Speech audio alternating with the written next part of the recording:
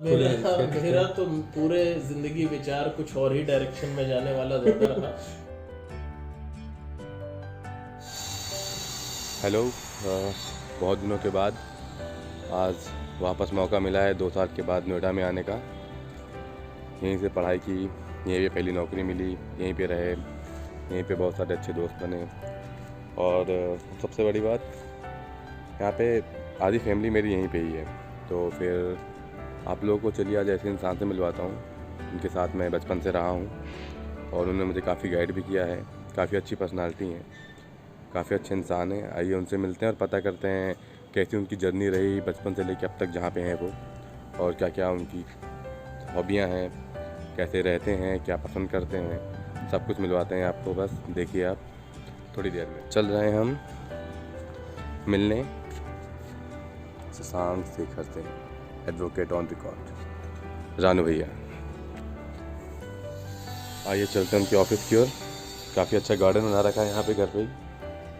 अब बढ़ते हैं उनके ऑफिस की ओर, देखते हैं अंदर है कि नहीं। और हियर इज अपने काम में ऑलवेज बिजी, अपने ऑफिस में मिस्टर शशांक शेखर सिंह। रानू भैया मिर्ज़ापुर से बिलोंग करते हैं, तो कैसा रहा भैया आपका बचपन और सब? बचपन हम लोगों का मिर्ज़ापुर में 4 साल बीता। 4 साल के बाद पापा की मेरे जुडिशियल सर्विस में नौकरी लग गई। पहले पापा वकील थे, मिर्ज़ापुर में प्रैक्टिस करते थे, और दादा भी मेरे वकील थे। उन्हीं के साथ जो है प्रैक्टिस किया करते थे मिर्ज़ापुर कचहरी में।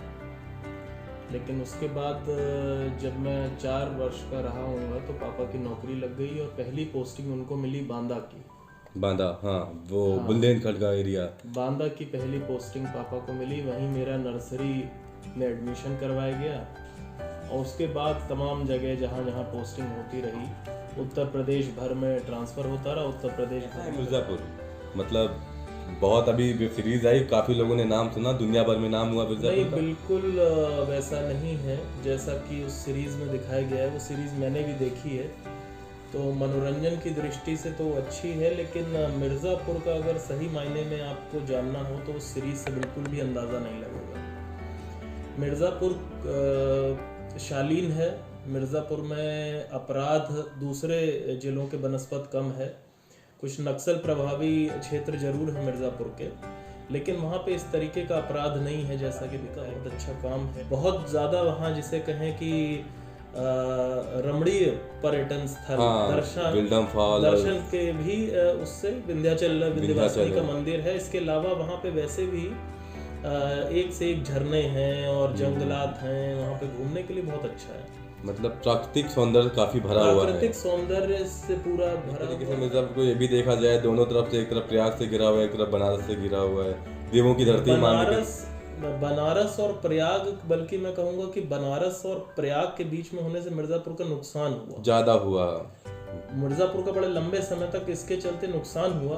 अब उसका हो सकता है फ़ायदा मिल पाए तो मिल पाए, क्योंकि सारा जितना उत्तर प्रदेश का ध्यान था वो सारा इन दोनों क्षेत्रों में चला जाता। अच्छा है मिर्ज़ापुर, हम लोग का साल में 3 बार जाना अभी भी मिर्ज़ापुर में है। बहुत टाइम हम लोग अभी वहीं बीता। चलिए, तो रही बात बचपन की, मिर्ज़ापुर से कैसे स्टार्ट हुआ सबका आपका सफ़र, उसके बाद पूरे प्रदेश में घूमते घूमते, लेकिन फाइनली आके नोएडा ही बचे सब लोग।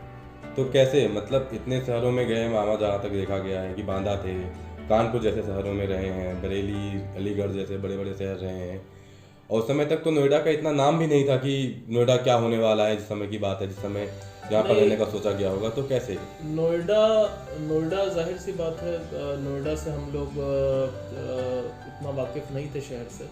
जब पोस्टेड हुए मेरे फादर यहाँ पे, तब नोएडा से परिचय हुआ। लेकिन नोएडा कई मायनों में ऐसा लगने लग गया था जैसे नोएडा लंबे समय के लिए बसने के लिए एक शहर है, क्योंकि इसमें बहुत सी बातें ऐसी थीं जो नोएडा लोगों को रोक लेता है। उसका कारण है कि दिल्ली नज़दीक है यहाँ से, और दिल्ली नज़दीक होते हुए उत्तर प्रदेश में रहने का अगर कहीं आप सुख ले सकते हैं तो वो सिर्फ नोएडा में है। हाँ। कि आप कहने को दिल्ली के नज़दीक भी हैं और दिल्ली में नहीं भी, और अपने घर में भी हैं। अपने घर में भी हैं। तो नोएडा इसी तरीके से विचार बनने लगा। फिर पापा ने घर बनवाना शुरू कर दिया यहाँ पे।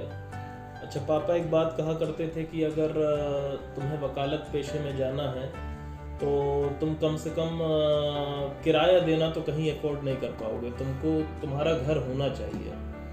और भाव्या भी, मेरी छोटी बहन, पढ़ाई कर रही थी, उसका भी यही मन था कि यहाँ से ही आगे की अपनी पढ़ाई, वो भी LLB करना चाहती थी, उसने 5 years लॉ किया। तो फिर कुछ ऐसे सर्कमस्टांसेस होने लगे कि अनिवार्य हो गया कि नोएडा में ही इन्वेस्ट किया जाए, यहीं रहा जाए। और फिर शहर ने तमाम परिस्थितियों के कारण हम लोग को रोक भी लिया, बांधे रखा। और हम पापा फिर उसके बाद भी जगह जगह जाते रहे, लेकिन हम लोग यहाँ पे रह गए। मेरी मम्मी और हम लोग यहाँ पे रुकी गए फिर। हाँ, जैसे वही बताया कि मामा ने बोला था कि अगर आप अपने इसी पेशे में आना चाहते हैं, वकील के पेशे में एडवोकेट बनना चाहते हैं, तो अपना खुद का घर का किराया नहीं भर पाएंगे। तो उसी से ही एक रिलेटेड सवाल ये आया कि जैसे कि नाना जी भी लॉयर थे, अच्छे खासे थे, मामा जी भी लॉयर रहे, छोटे मामा जी भी लॉयर ही हैं, तो सारे लॉयर थे। बीच में तो एक होती है जिज्ञासा कि हम भी लॉयर बन जाएं, लेकिन आपने कभी ये नहीं सोचा कि किसी और डायरेक्शन में काम कर सकते हैं, जैसे और मेरा तो पूरे जिंदगी विचार कुछ और ही डायरेक्शन में जाने वाला ज्यादा रहा। वकालत में मैं एक्सीडेंटल लॉयर जरूर बन गया, लेकिन ऐसा कह सकते हैं कि एक रोड मैप, घर में वकील होने की वजह से एक रोड मैप हमेशा से था कि इस क्षेत्र में अगर आगे जाना है तो इस रास्ते आगे जाया जा सकता है। लेकिन मेरा विचार पहले एकदम नहीं था ऐसा। जब मैं दिल्ली यूनिवर्सिटी से पॉलिटिकल साइंस की पढ़ाई कर रहा था तो उस समय तक मुझे लगता था कि मैं इसी में आगे मास्टर्स करूं और फिर कुछ इसी में आगे काम करूं और बाहर एकेडमिक्स की दुनिया में मुझे लगता था मुझे जाना चाहिए। पढ़ने में रुचि थी और लंबे समय तक बैठ के मैं पढ़ लिया करता था। तो मुझको लगता था मुझे जब प्रोफेसरों को देखता था तो मुझे लगता था इनकी ज़िंदगी सबसे अच्छी लगती है और डेस्क जॉब है, पढ़ाते हैं, चले आते हैं और बहुत ज़्यादा इसमें कोई तो इसके अलग तरह के संघर्ष हैं, लेकिन वो मुझे दुनिया अच्छी लगती थी।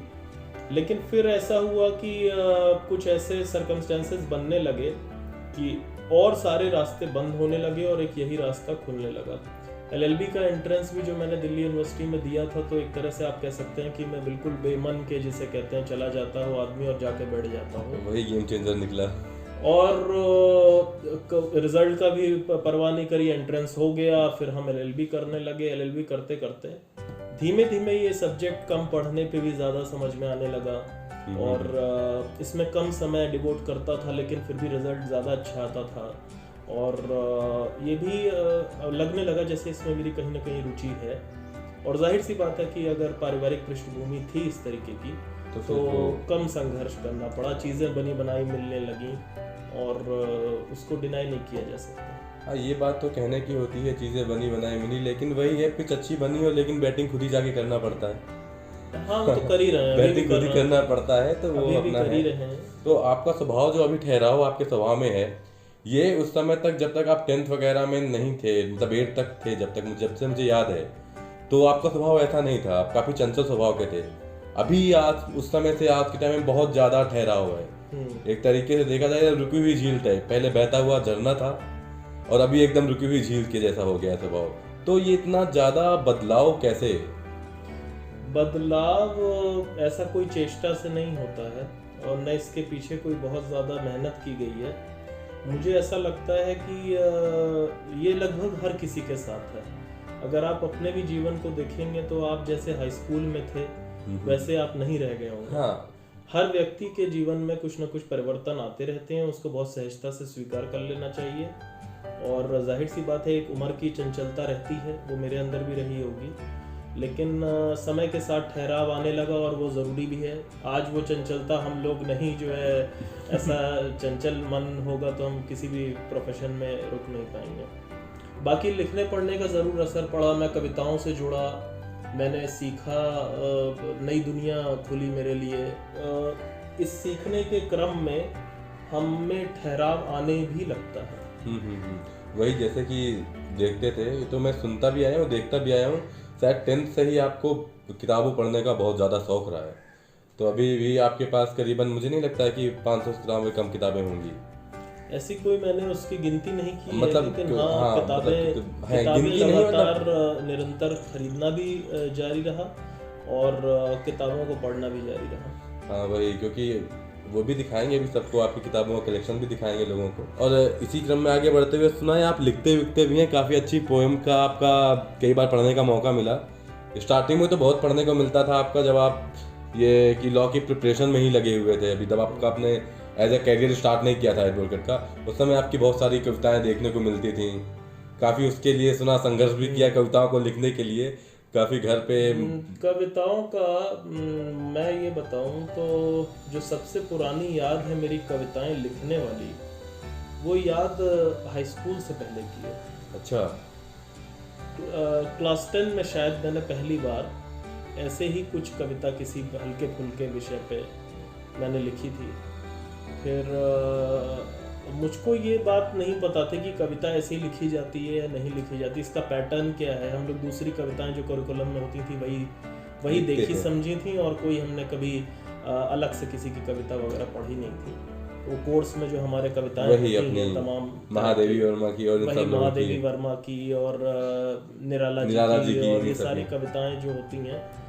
तो लेकिन जब अपनी कविताएं लिखनी शुरू करी तो मुझे ये पता भी नहीं था कि ये कविताएं सही मायने में कहा जाएगा कि नहीं कहा जाएगा इनको। पर लिखने में और शुरुआत में तो जाहिर सी बात है वो तुकबंदी बैठाने की कोशिश होती थी कि इसमें कुछ जो है तुकबंदी निकल आए तो ये अच्छा लगने लगे, मिलते रहे। हाँ, जाता हूँ आता रहे, बस वही करते थे, खिलवाड़ टाइप का था। लेकिन उसके बाद फिर जब दिल्ली यूनिवर्सिटी के दिनों में लिख के बहुत अच्छा लगने लगा। जैसे ऐसा लगने लगा कि मैं नहीं लिखूंगा तो मैं बीमार पड़ जाऊंगा। तो मुझको लगा कि ये लिख मैं क्यों रहा हूँ। लिख के एक रिलीज मिलता था, एक ऐसा ही आराम मिलता था जैसे कोई पार्क वगैरह में सैर सपाटा करके वापस चला आए, या कोई बहुत अपने किसी करीबी मित्र से मिल ले और फिर उसके बाद उससे चर्चा विमर्श करने के बाद जो आराम मिल जाता है, वैसा आराम मिलना शुरू हो गया लिख के। अच्छा, अब भी इस दौरान भी नहीं पता था कि जो हम लिख रहे हैं किसी को पसंद आएगा कि नहीं आएगी। सही बात। फिर लोगों को किसी तरह से सुनाना शुरू कर दिया अपने यार दोस्तों में कि यार ये सुनो हमने कुछ लिखा है। अच्छा, वो लोग भी कहने लगे तो बड़ा अच्छा लिखा है तुमने। धीमे धीमे एक दूसरे के मतलब कुछ ऐसे मित्रों के सानिध्य में भी आए जो बहुत अच्छी कविताएं लिखते थे, उनसे भी सीखा। फिर कुछ किताबें खरीदी कविताओं की और तमाम लेखक जो हमारे हैं उन लोगों को पढ़ा, जो कंटेम्प्रेरी राइटिंग हो रही थी पोइट्री में, उसको समय स्टार्ट हुआ था। फिर वो बना रहा शगल। और आज भी मैं कह सकता हूँ कि मैं कविताएं एक ऐसी चीज़ है जो मैं मानता हूँ मेरे जीवन का एक हिस्सा है।